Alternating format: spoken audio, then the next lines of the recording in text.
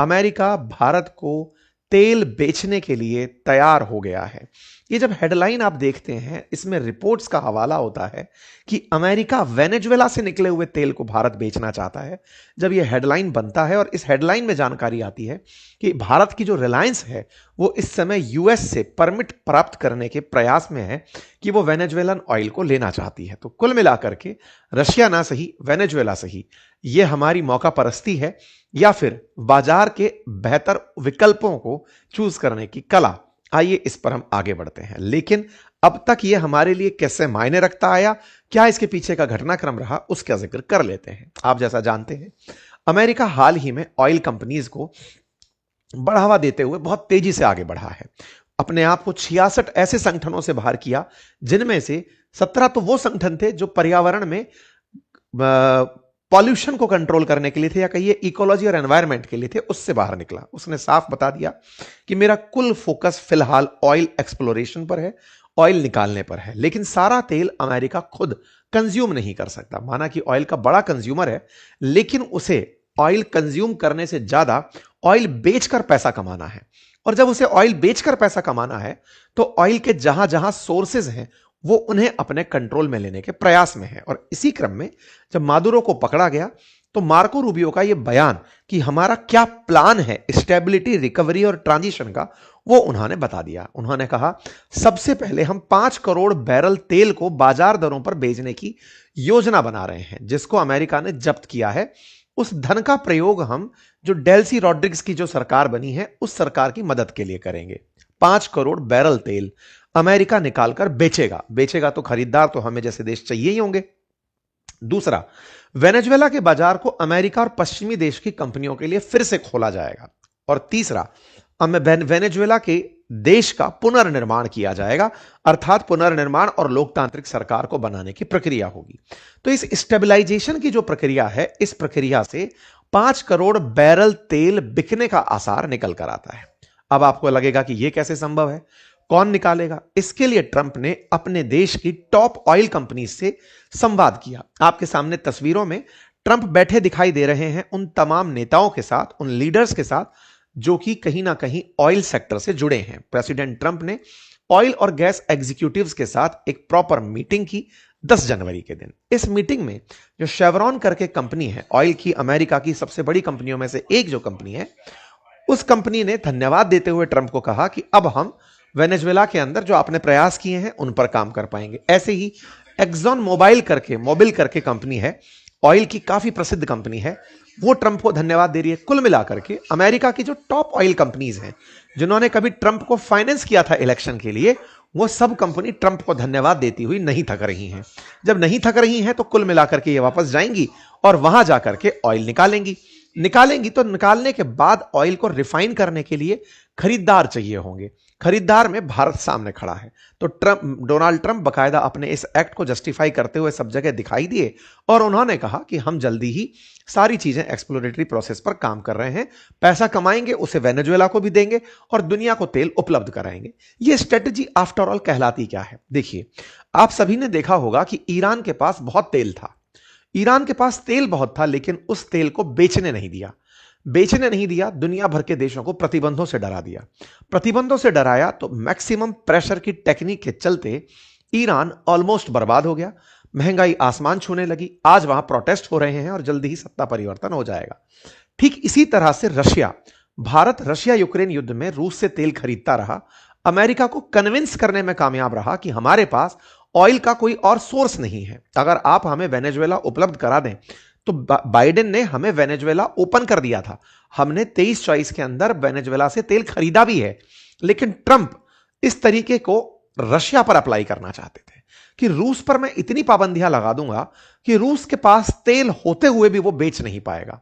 उसके खरीदारों को मैं डरा दूंगा। माल भले ही वो रखकर बैठा रहे, खरीदारों को डरा दूंगा। तो भारत और चीन जैसे देश, जो कि रूस के सबसे बड़े ऑयल आयातक हैं, ये देश ट्रंप के इस प्रेशर में पीछे हटने को तैयार हुए। रिलायंस ने इस महीने साफ कहा कि वो 1% तेल रूस से इस महीने नहीं लेने वाली है। ऐसे में क्योंकि भारत की एक तरफ तो अमेरिका से ट्रेड डील अटकी पड़ी है और अमेरिका रूस को आइसोलेट करना चाहता है। देखिए, अमेरिका ने पहले भी सोवियत रूस को तोड़कर 15 देशों में बदला था। रूस के पास तब भी बहुत संसाधन और पावर थे। आज भी वो अपने खरीदने और बेचने की क्षमता के आधार पर दुनिया पर राज करते हुए रूस को फिर से आइसोलेट करने जा रहा है।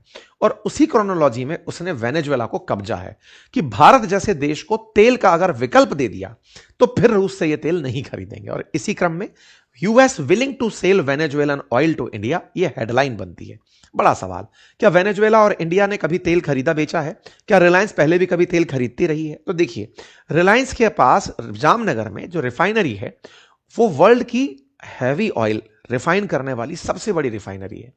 एक तरीके से जो रिलायंस का जो वेनेजुएला से ऑयल निकलता है वो हैवी ऑयल होता है, उसे हर रिफाइनरी रिफाइन नहीं करना चाहती, उसमें बहुत ज्यादा गाढ़ापन होता है। ऐसे में वो तुलनात्मक रूप से मार्केट में सस्ता मिलता है क्योंकि रिफाइनिंग में मेहनत बहुत है।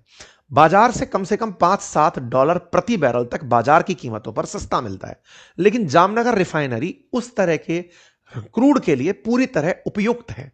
ऐसे में रिलायंस पहले भी वेनेजुएला से तेल खरीदता रहा है। आपको इतिहास में लेकर चलूं तो 16 से 19 में रोजाना 3 लाख बैरल प्रतिदिन वेनेजुएला से भारत तेल मंगाता था। इवन 2018 में तो हमारी कुल जरूरत का 6.7% तेल हम वेनेजुएला से मंगाया करते थे। लेकिन फिर क्या था? फिर ट्रंप आए थे। ट्रंप के काल में निकोलस मादुरो की सरकार पर दबाव बनाया गया, पूरी तरह से इनके ट्रेड को रोकना शुरू हुआ। 2021 तक आते आते ट्रंप ने रुकवाकर हमारे तेल के इंपोर्ट को 1.1% कर दिया। मतलब 22-23 में तो, जिस समय यूक्रेन का युद्ध शुरू हो रहा था, उस समय तो हमने वेनेजुएला से तेल खरीदना लगभग जीरो कर दिया। लेकिन 22 में रशिया यूक्रेन युद्ध शुरू होता है, दुनिया में तेल का संकट खड़ा होता है, यूरोप रशिया से तेल खरीदना बंद करता है, जिसके चलते यूरोप जिन जगहों से भारत तेल खरीदता है वहां से खरीदने निकल पड़ता है।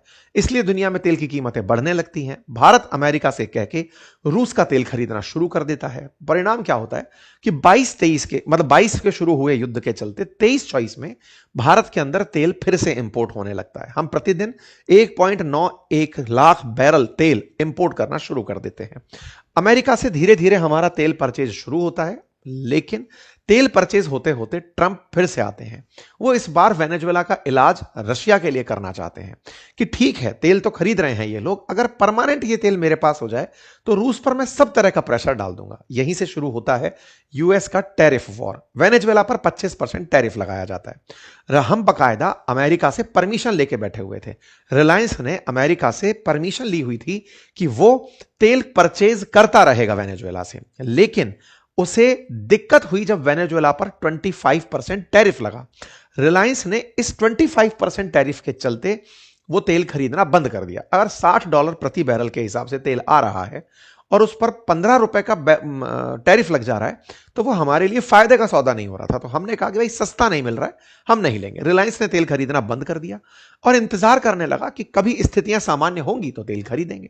इधर अमेरिका ने वेनेजुएला की रणनीति बनाते बनाते रूस की रोजानेफ्ट जैसी और ल्यूकोइल जो कंपनियां हैं उन पर पाबंदी लगा दी। पाबंदियों का परिणाम निकला कि रिलायंस उनसे तेल नहीं खरीद पाया। अल्टरनेटिवली तेल खरीदने के सोर्सेस की तलाश शुरू हुई। इतने में ट्रंप ने वेनेजुएला पर कब्जा कर लिया। वेनेजुएला के पास तेल जो बिक नहीं रहा था अब वो खुलेआम बिकने लगेगा। और इस काम को करने के लिए पूरी तरह से रिलायंस ट्रंप को लाइजन करता चला है। चाहे इनके वो समारोह हो जिसमें इन्होंने शपथ ली थी, तब भी मुकेश अंबानी वहां पर देखे गए थे। इसी प्रकार से अभी जब यहां पर आपको इस तस्वीर में वो देख सकते हैं, इसी तरह से अभी मुकेश अंबानी जब ट्रंप सऊदी गल्फ की यात्रा पर आए थे उस समय पर भी इनसे मिलने के लिए गए थे। तो तस्वीरों में आप इन्हें यहां देख सकते हैं। अर्थात इनकी अमेरिका के साथ प्रॉपर लाइजन कि हां भाई अगर तेल बैन भी है तो हम खरीदते रहेंगे। इवन इन्होंने 1 महीने के लिए रूस के ऊपर से भी लगे प्रतिबंधों में ढील दिलवा ली थी कि साहब हमारे तेल को आने दो, अगली बार से हम रोक लेंगे। तो कुल मिलाकर के इनका तेल का व्यापार चलता रहा। मादुरो का जाना और भारत का चुप रहना यह दर्शाता है कि कहीं ना कहीं भारत ने व्यापारिक हितों के लिए, और हमारा वेनेजुएला के साथ कुछ ज्यादा स्टेक पर नहीं था, हमने बेहतर समझा कि हम इंटरफेयर नहीं करेंगे। हमारी जो नीति है कि हम दूसरे देश की राजनीति में कुछ नहीं बोलते, हम वहीं पर चुप रह गए। लेकिन इस बीच में जब यह खबर निकल कर आती है तो इसके कई मायने होते हैं। सबसे पहले, भारत तेल खरीदने के लिए रूस, मिडिल ईस्ट और अफ्रीका जैसे देशों पर निर्भर है। अब हमें एक और विकल्प मिलेगा। आज हमारी ऊर्जा आवश्यकता का लगभग 88% इस ईयर इंपोर्ट होने के आसार हैं। भारत की ऊर्जा आवश्यकता अभी भी तेल पर निर्भर चल रही है। ऐसे में एक और विकल्प हमारे पास होगा। रूस पर चूंकि प्रेशर बढ़ाता जा रहा है अमेरिका, चाइना भी अमेरिका के प्रेशर में है, तेल रूस से खरीदना धीरे धीरे बंद होगा। भारत पिछले 4 सालों में 144 बिलियन यूरो का तेल परचेज कर चुका है रूस से तेल परचेज करके हमने उसे पैसे तो पहुंचाए, लेकिन हमारे पास में डॉलर का सोर्स जो अमेरिका था वो बाधित हो गया। उसका बाधित होना हमें सोचने पर विमश कर गया। एक तरफ अमेरिका हमें और डॉलर से तरसाने के लिए 500% टैरिफ की धमकियां दे रहा है। हाल ही में अमेरिकी एक सीनेटर ने इस बिल के लिए इससे परमिशन ली है कि सर मैं वो बिल ले आऊं क्या। इससे भारत के ऊपर चिंताएं बढ़ती हैं। अगर भारत अमेरिका के साथ ट्रेड डील चाहता है तो उसे रूस से वैसे भी इंपोर्ट रोकने पड़ेंगे। रूस खुद के लिए अब खड़ा होना पसंद नहीं कर रहा है, शायद वो अमेरिकी प्रेशर में आ चुका है। ऐसे में भारत का ट्रेड डील केवल मोदी जी के कॉल की वजह से अड़ा हुआ हो या फिर भारत रूस के साथ खड़ा है इस वजह से रुका हुआ हो, इन सब में भारत को ट्रेड डील जरूरी है। और इस काम के लिए रिलायंस जब वेनेजुएला से तेल परचेज करेगी तो ना केवल रिलायंस को फायदा होगा बल्कि भारत के लिए यूरोप का बाजार फिर से खुलेगा। रिलायंस से रिफाइन हुआ तेल जब दुनिया के दूसरे देशों में बिकने जाता है तो उससे टैक्स कलेक्शन भारत को होता है। परिणाम स्वरूप भारत की रिलायंस के साथ साथ और कंपनियां, इंडियन ऑयल, HP, ONGC, इन सब के भी बाजार खुलते हैं और बाजार खुलते हैं तो हमारा स्टॉक पर सीधा असर देखने को मिलता है। उम्मीद है कि वेनेजुएला संकट से भारत को होते हुए लाभ की आपने तेल कंपनियों के लाभ की चर्चा को आज के सेशन में जाना होगा। आप इस विषय पर क्या सोचते हैं? भू राजनीति से हटके बाजार पर अपनी राय अवश्य कमेंट बॉक्स में दीजिएगा। ये स्टैटिक्स फिर से आपको याद दिलाने का है कि मेरे प्यारे साथियों, मेरे इस YouTube चैनल पर 44% लिसनर्स ने सब्सक्राइब नहीं किया हुआ है, जो कि फ्रैक्शन ऑफ सेकंड का कार्य है। सब्सक्राइब का ऑप्शन है, उसे क्लिक कर दीजिए, चैनल को सब्सक्राइब कर लीजिए सो दैट हमें आपकी वजह से आपका समर्थन मिले। इसका कोई चार्ज नहीं लगता है। संभवतः आप इस काम को करके इस सेशन को भी अपनी तरफ से इज्जत बख्शेंगे। बाकी जिन्होंने सब्सक्राइब किया हुआ है वो वीडियो को लाइक तो कर ही दीजिए।